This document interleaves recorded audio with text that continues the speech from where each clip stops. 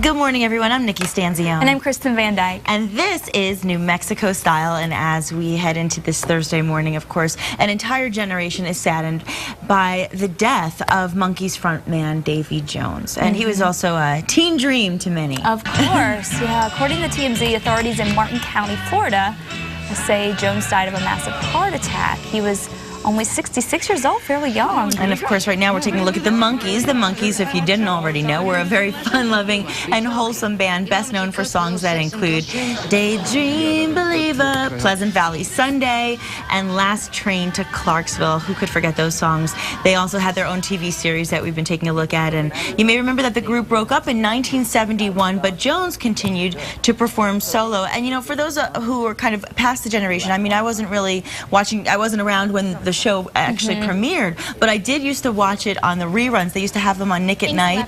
They did a lot of those. And of course, right now we're taking a look at Marcia Brady and Davy Jones together. Marcia Brady episode was one of the best, so we're going to take a look at that in a little while, because that was what. Did you watch the Brady Bunch? I watched it some, but I do remember that. She had a huge crush on him. Huge. And then it ended up pretty nicely for her. It did indeed. So we will tease that, and you'll get a chance to take a look at that very nostalgic and special episode. In the meantime, let's check in with KRQE News 13 morning anchor Elizabeth Alvarez with today's headlines. Hi, Elizabeth. Good morning, ladies. Good morning to you at home. We have breaking news to tell you about right now. Valencia County fire crews and law enforcement are on the scene of a small plane crash west of Valencia, near the airport out there. Now, we have no word on any casualties just yet, but our News 13 Sky Ranger pilot reporter Bob Martin is there right now. He tells us that the plane did hit some power transmission lines. Power right now is out at the Belen Alexander Municipal Airport.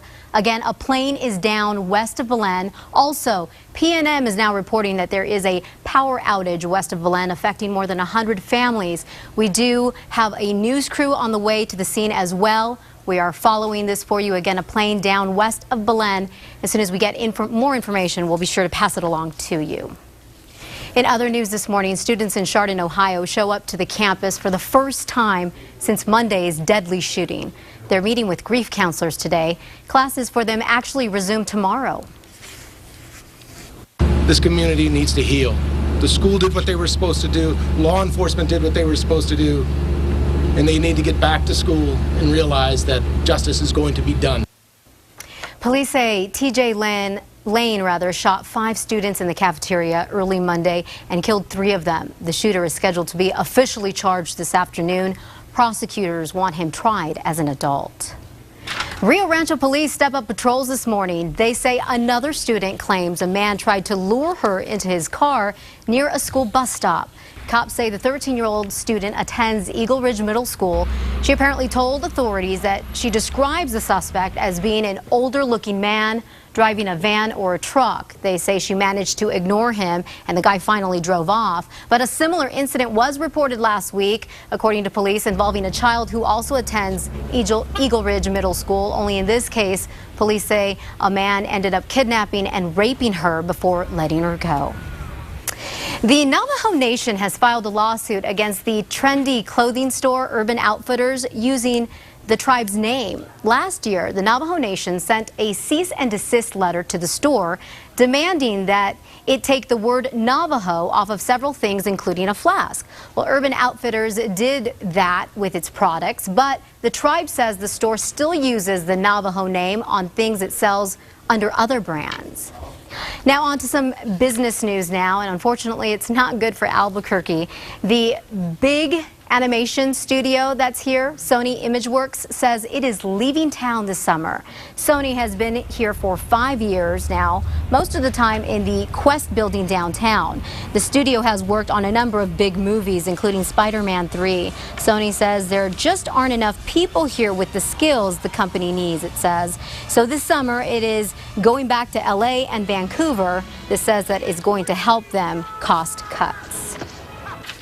The Lone Ranger has arrived in New Mexico, and according to Entertainment Weekly, Disney's The Lone Ranger started filming in the New Mexico desert on Tuesday. That was actual footage of the set. The film stars Armie Hammer as the Lone Ranger. Johnny Depp is also in the film. He plays the Lone Ranger's sidekick, Tonto.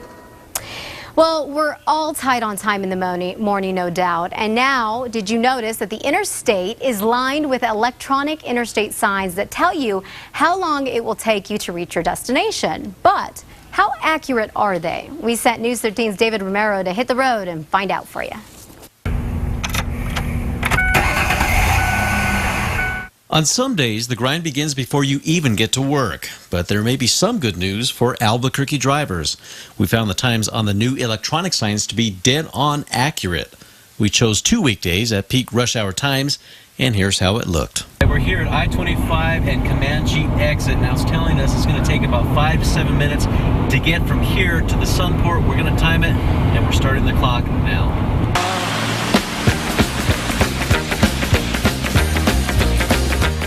Now we're getting off on Sunport Boulevard. You can see by the stopwatch now that it is exactly about 5 minutes and 34 seconds to where the sign said it would take about anywhere from 5 to 7 minutes to get here. So we're on the lower end of those estimates. We're averaging about 60 to 65 miles per hour in medium traffic, so it's right on the money on this one.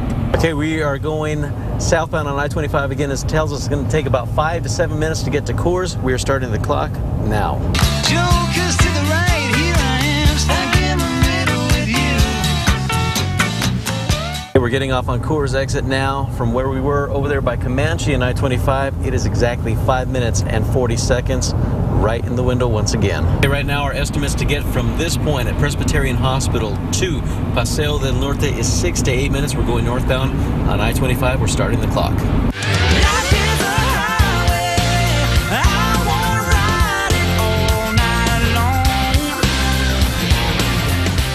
Okay, we're coming up on Paseo del Norte right now. The estimates over there on the lead entrance to I-25 northbound said we'd make it here in about 6 to 8 minutes. We are coming up right at 6.5 even. Here we are on westbound I-40. We are at the Wyoming exit. It's telling us it's going to take about 9 to 11 minutes to get to Paseo del Norte. We're starting the clock right now. On the road again. Just can't wait to get home. Okay, we're at the midway point right here near Montgomery. It's telling us 3 to 5 minutes. So far, we are at 6:40. That's going to put us right on schedule, just a little bit over 9 minutes. On the Paseo del Norte exit from I-25 northbound, it is 9:52 on the clock. This is on the very low end of the estimates by the DOT sign to get us all the way from Wyoming and I-40 to Paseo and I-25. For You Ask, We Answer. David Romero, KRQE News 13. Well, it was smooth sailing for David. Of course, there were no accidents during his drive, thank goodness. But when there are accidents, the times on the signs should change. Right now, they're only activated during morning and evening rush hours. And that wraps it up for your Thursday morning headlines. Be sure to catch Matt Morrow, Kristen Van Dyke, and me every weekday morning on KRQE News 13 this morning, beginning at 4:30 a.m. And of course, don't forget to tune in to KRQE News 13 at noon for the very latest on this breaking news, guys. Ladies, a plane down west of Belen. Yeah, not looking good. Well, thanks, Elizabeth. You know, I loved that package with David because I always wonder, are they really that accurate? So that was really cool. I like to see that, and it gives me confidence in the system. I want to know if it works when they're accidents, though. Well, yeah, when they're, I guess, change it up. You know, it gets real tricky then. Absolutely. Well, as we mentioned, there are many people who wouldn't have known who Davy Jones was had it not been for that classic episode of The Brady Bunch in which Marsha Brady was president of the Davy Jones fan club, and she tries to get the singer to perform at her school prom. Now, he not only agreed, but he asked her to go with him as her date. And then when he kisses her on both cheeks, and she says, "I'll never wash this cheek again." Yes. Remember that? Of course. And you know, that kind of became like a thing. Like, I think over the years, I think that kind of led the trend for whenever a star, when you met a star and they would shake your hand and you'd say, "Oh, I'll never wash these hands again." I mean, I think she set the precedent for that kind of being enamored by a star like that. It was exciting. She did. It was good. Yeah, you know, there's always a teen idol. It seems like every decade, every generation. Yes. So if you want to check out the clip, we don't have it for you today, but you can go on YouTube and you can find it. It's just Davy singing to Marsha, so it's definitely worth it. Okay, now, do you watch? You don't watch as much reality TV as I do. Not as much. No. Well, I've got a spoiler alert for those who do, because it has been leaked. Get this, that The Bachelor Ben Fladnick. Now, I don't know if you've been watching him. He was on the past episode, and now he's the new Bachelor. He proposed to mean girl Courtney Robertson, but apparently he's embarrassed by his bride, and so he has been caught cheating with 3 girls in one weekend. Now, that's Courtney. Okay, do you watch the show at all? Have you seen this? I haven't seen it. Now, this is the thing about her. She's a model, okay? She's from Arizona. She's obviously very attractive, but she was really mean to the other girls in the house, so none of the girls liked Courtney. And the thing is, she was always great with Ben. She's a really fun date. She always had a good time with him. She's become more sincere as the season has progressed, putting her all the way up to the finale coming up this week. But the girls hate her. So he had a little bit of a concern with how she'd get along with other women. And so that was kind of always the thing. So I guess everybody wondered, well, when now it's come down to her and Lindsay in the finale this coming week, who will he choose? So now the spoiler, obviously, that he chose her, but he's cheating on her already. Come on, Ben, really? Yeah, I'm not surprised. You're not? No, I don't know. There's reality shows. The love never lasts. Yeah, there are a few of them who have done really well, but so, you know, like Tristan and Ryan and Allie. That's the only one. There's more? There's about 3 or 4 success couples, but the rest not so successful. So. But something that will be successful will be this great movie that's coming out. The tale of Dr. Seuss, The Lorax, tells the journey of a boy looking to replace his town's plastic foliage with a real tree, all to win a girl's heart. Star-studded voice ensemble sharing their love for the classic book-turned-animation movie. Fox's Adam Housley has more. Welcome to Sneedville, a city they say that was plastic and fake. Another Dr. Seuss classic heads to the big screen with an all-star voice cast, this time telling the tale of the Lorax. A mystical creature as old as time itself, the Lorax. The CGI animated feature follows a 12-year-old boy hoping to win the affection of his crush by finding a living tree.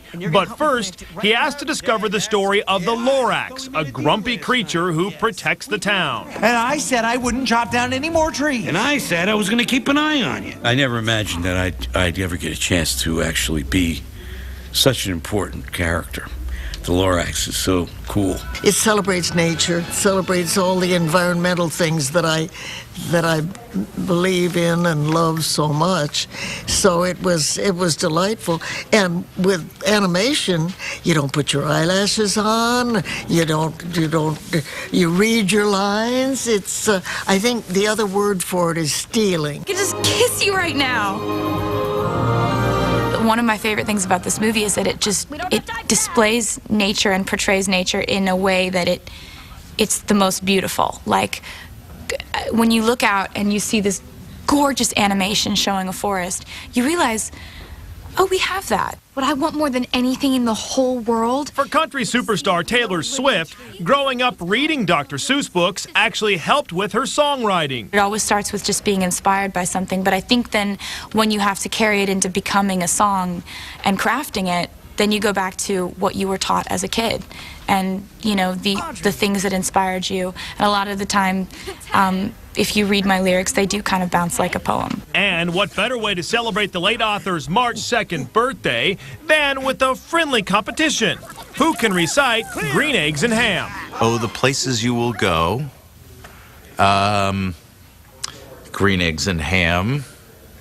Would you like it in a box? Would you like it on a fox? Would you like it in some socks? I will not eat them in a box or with a fox. I will not eat them on in a car or a train or in the rain. In Hollywood, Adam Housley, Fox News. I love Dr. Seuss. Can't go wrong with Dr. Seuss. I read so many of his books growing up. Me too. Very so happy, creative. and the movie really looks fantastic. Great cast. And the weather, a little windy, but a little mild today, right? Yeah, not a little windy. A lot windy.